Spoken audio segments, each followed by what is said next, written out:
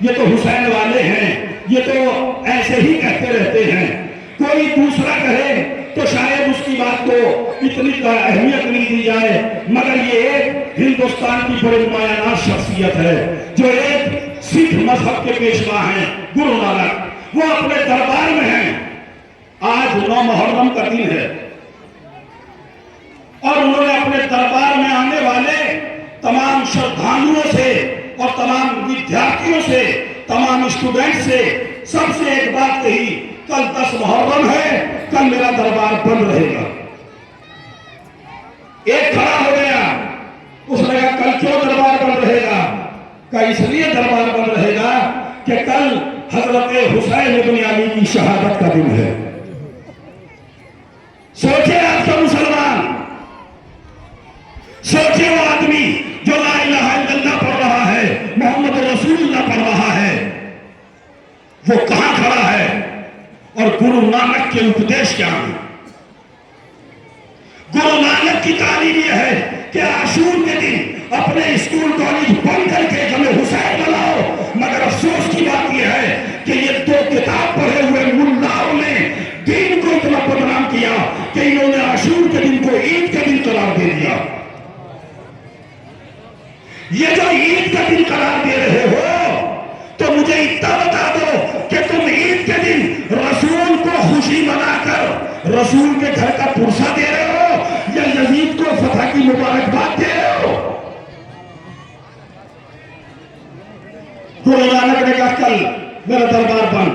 क्यों? का हुसैन इब्न अली की शहादत है।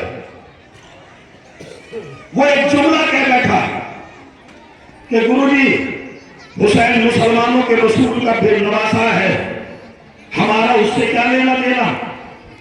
गुरु नानक ने कहा बात तो सही है कि हुसैन का हमसे मजहबी एतबार से कोई लेना देना नहीं है, हमारा धार्मिक रिश्ता कोई नहीं है हुसैन से।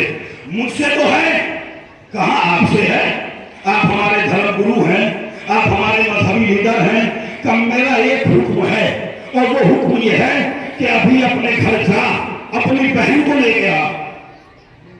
वो घर गया, अपनी बहन को ले आया। गुरु नानक ने कहा अब मैं तुम दोनों बहन भाइयों का निकाह पढ़ता हूं। अल्लाह अकबर। गुरु नानक फरमाते हैं अब मैं तुम दोनों बहन भाइयों का निकाह पढ़ता हूं, शादी करता हूं। चेहरे पे पल पड़े और उसने एक जुमला कहा, गुरु नानक किसकी आत्मा ये तबाही देगी कि अपनी बहन से शादी कर ले? तो गुरु नानक ने जवाब दिया, ओ मूर्ख, इसी आत्मा को हुसैन कहते हैं।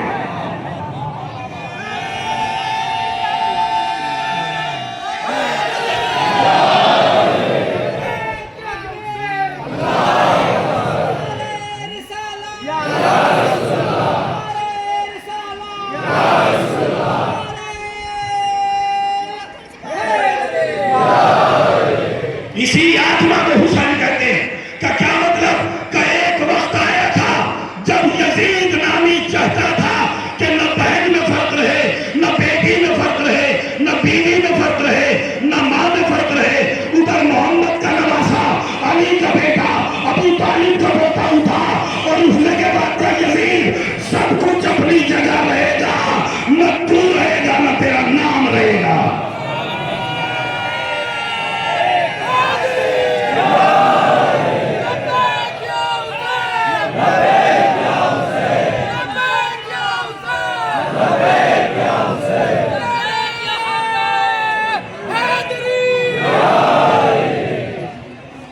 दुनिया ये समझती है कि करबला इस्लाम को बचाने की जंग थी।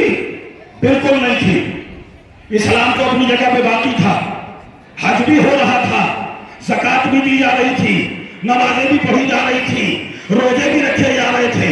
वो वो क्या चीज थी जो नहीं हो रही थी?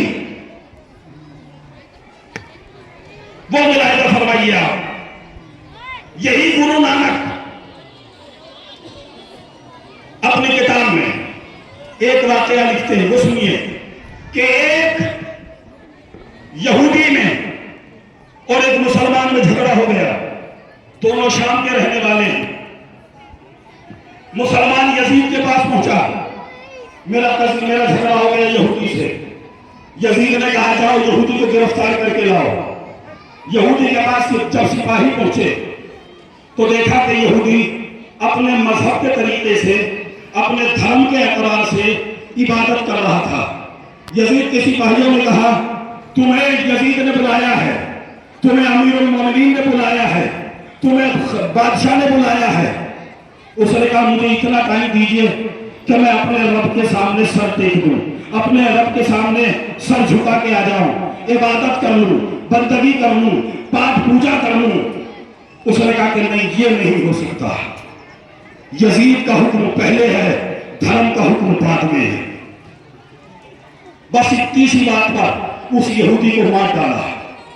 दूसरा वाकया हमारे इसी हिंदुस्तान की एक बड़ी शख्सियत है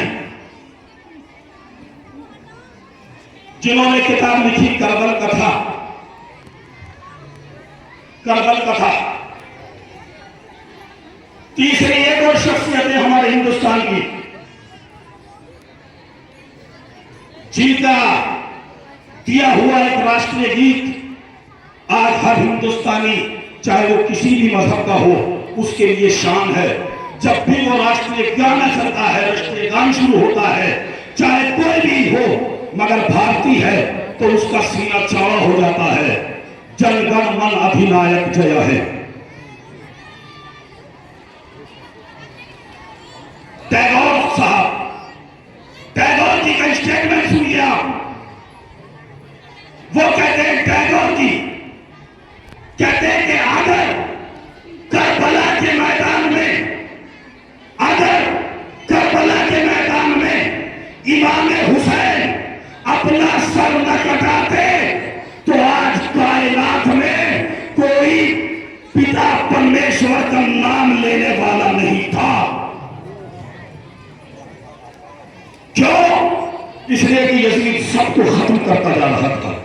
यजीद कहता था न अल्लाह है, न ईश्वर है, न गॉड है, न उसका कोई राजदूत है, न कोई अवतार है, न कोई नबी है, न कोई पैगंबर है, सब कुछ मैं हूं। हुसैन इब्न अली ने कहा अल्लाह भी है, उसका रसूल भी है, उसकी किताबें भी हैं, ये इंसान भी हैं, सबका अपना अपना मकाम है। उसने कहा हुसैन तुम हमसे टक्कर नहीं ले सकते, अब आपका अकीदा मेरे साथ रहे तो आप बोलेंगे, हुसैन तुम मेरे साथ टक्कर नहीं ले सकते, इसलिए कि ताकत मेरे पास है, तलवारें मेरे पास हैं, सिपाही मेरे पास हैं, इख्तियार मेरे पास है, पावर मेरे पास है, हुकूमत मेरे पास है।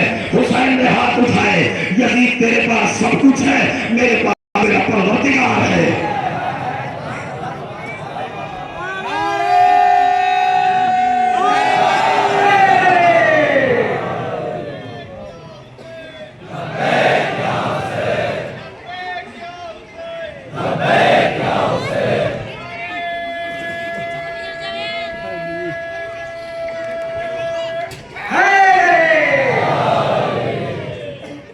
हुसैन अब तुम मुझसे टक्कर ले लो, अब तुम्हें मदीने में नहीं रहने देंगे।